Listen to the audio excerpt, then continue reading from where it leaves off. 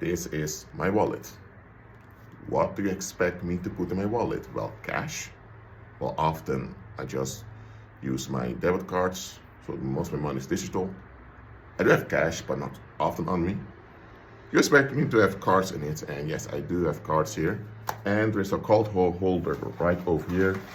We have other cards in. But okay, a wallet. What is the purpose of a wallet? Or a sheet, you would say, you just said it, to put cash in or cards. This is what I want you to learn. You have an exoteric purpose for an object or a phenomenon. You have an esoteric purpose. Now, the exoteric purpose is just to put cash in or some cards. Because that's what you literally do with a wallet. You put cards in it or you put some cash in it. Right? So you think because I put cash in it and cards in it, well, that should be the purpose for it. But hold on a minute. Are you paying with every card that's in? No, you can also put your ID in it or your driver's license. And can you put other things in it besides cash? You can also put some notes in it too. So what is the esoteric, the initial purpose of a wallet? Well, the initial true purpose is an identifier. People want to be able to identify you and check what your financial position in society is. For example, if you are quote unquote poor, you can't afford a wallet that's expensive, like a leather wallet, whatever. You may have a textile wallet on you, or you may put your money just in the back. If you are someone that's wealthy, or you're a businessman, or someone with a higher function in society, you likely have a more expensive wallet. And here's the thing, you likely have more cards. For example, you may be a bank employee, you may be a government official, or you may have multiple bank accounts. So then you need a card holder because you have to put all those important cards in it. So the esoteric, the true purpose of a wallet is to identify someone's rank in society. And scam artists understand this because that is the true meaning of having a wallet. Because if you're poor and you're broke, why do you have a wallet? It's serves no purpose. You have no cash. And if you don't, because you have no cash, you likely also have an important role in society. So you don't need any card holder. But if you are active in society, with a high function society, then it's likely that you'll have a wallet with important cards and you have some cash on you or some debit cards or credit cards. Now, this is all based on assumptions from the public. And scam artists understand this. So a scam artist may either get a real expensive wallet made of leather or a fake leather or whatever, and they would make false cards, and visually, aesthetically, it convinces people.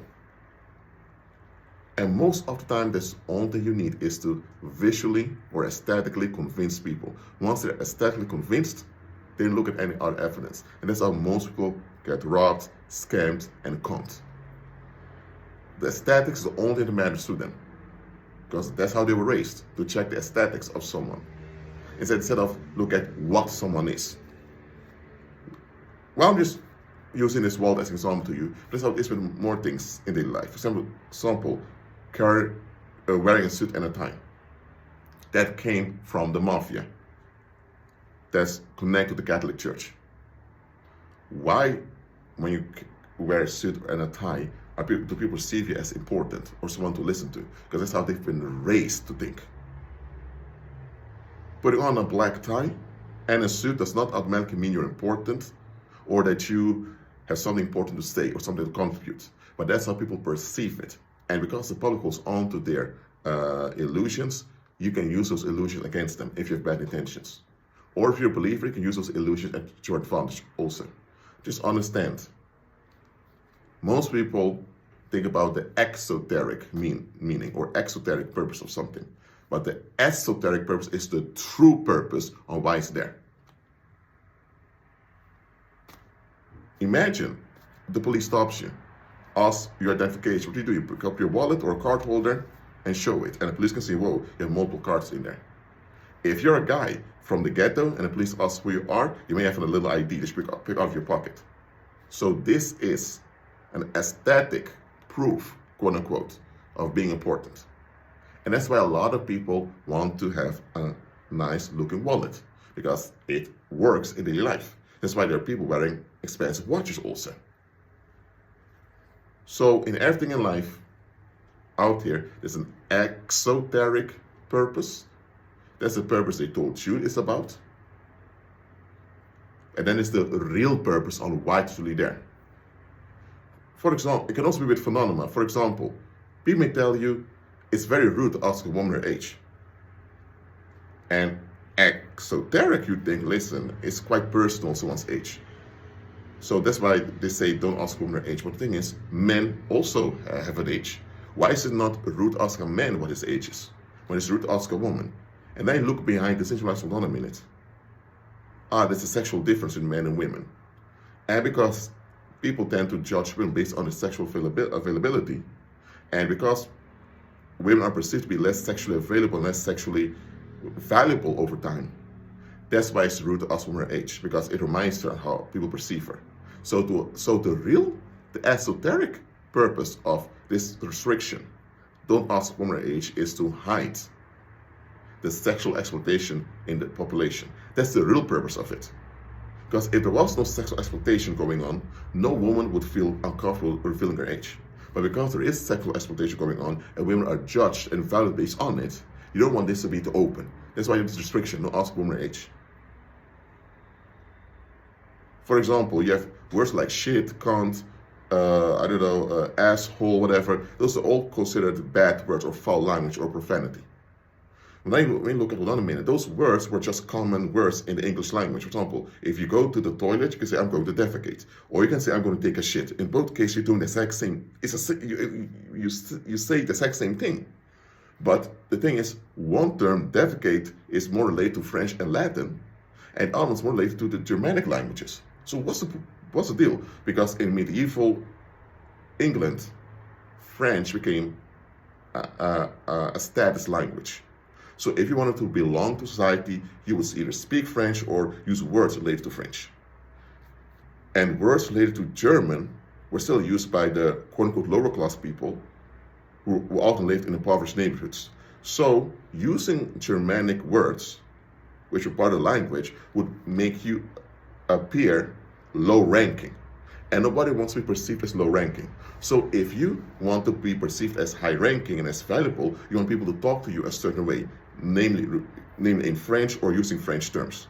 If people address you in Germanic terms, you would feel a bit offended because it's if they associate you with the lower classes. And that's why you have this thing called cuss words coming from the English language. Cuss words, swear words, profanity. It doesn't really exist. It's just a word. To shit and to defecate means the same thing. But it's the aesthetics that people look behind it that makes the one word bad, other one good. So the exoteric purpose of this thing called profanity is they say to teach people to consider other people's feelings. That's what they say. You don't use cuss words, you hurt people's feelings. What the esoteric, the real purpose is, people lack self-worth. And they insist on you treating them a certain way for them to feel good about themselves. You don't treat them a certain way, they feel rejected, and when they feel rejected, there's unrest inside. And this unrest can grow and they can collapse because of it. And if a bunch of people have unrest and they collapse, you're going to have a lot of conflict. So you give in to people's unexamined expectation to keep them at ease.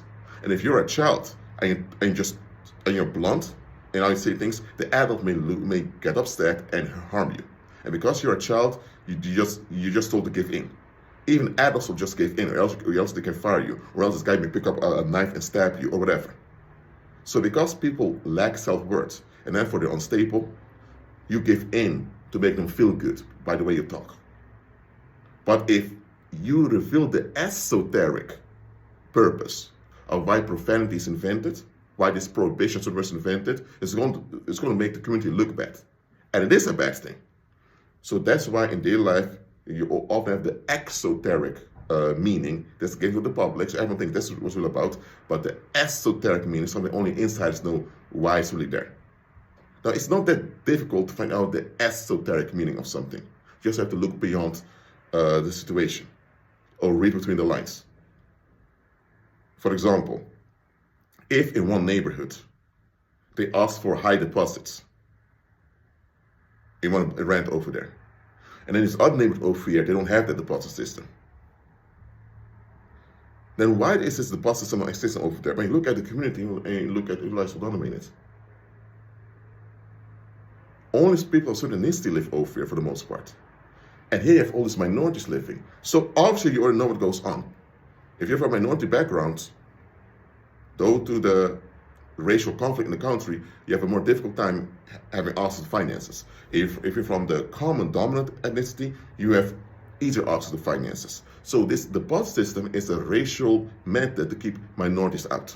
Only few minorities or few completely assimilate to the dominant culture are allowed in.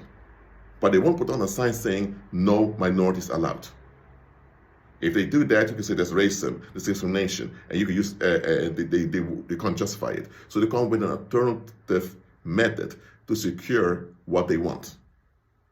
So you have the exoteric meaning, deposit system, well, just to help you if you can't pay rent one time. That means the land will be deducted from the deposit.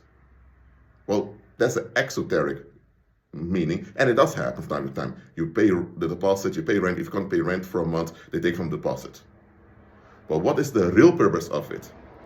Now you look at the situation. Why it's even in place. So as a believer, don't be so easily fooled by the superficial explanation of things. Now, certain things are superficial. If you need to throw trash away and if a trash can outside, well, it's just there because you can throw trash. In this case, there's no deep-rooted meaning behind it. Unless they put the trash cans all the way there, 5 streets further, and not then you can think, okay, but why did they put it 5 streets further? So, not with absolutely everything is a deep-rooted meaning behind it. Some superficial things are superficial. But if it's not just superficial, if there's a deep root behind it, what is the root? Look at it. If you stay superficial while there's a root behind it, you're in trouble.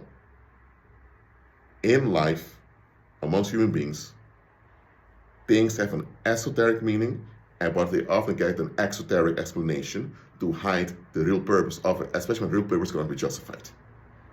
So again, if you throw trash away, there's a trash can over there, okay, you throw the trash in. You can say, okay, it's superficial, so be it. It's practical superficial. But if it's something social or sexual or political, what is the esoteric purpose behind it? That's it for now. Keep on growing in Christ, and I'll see you next live stream. Shalom.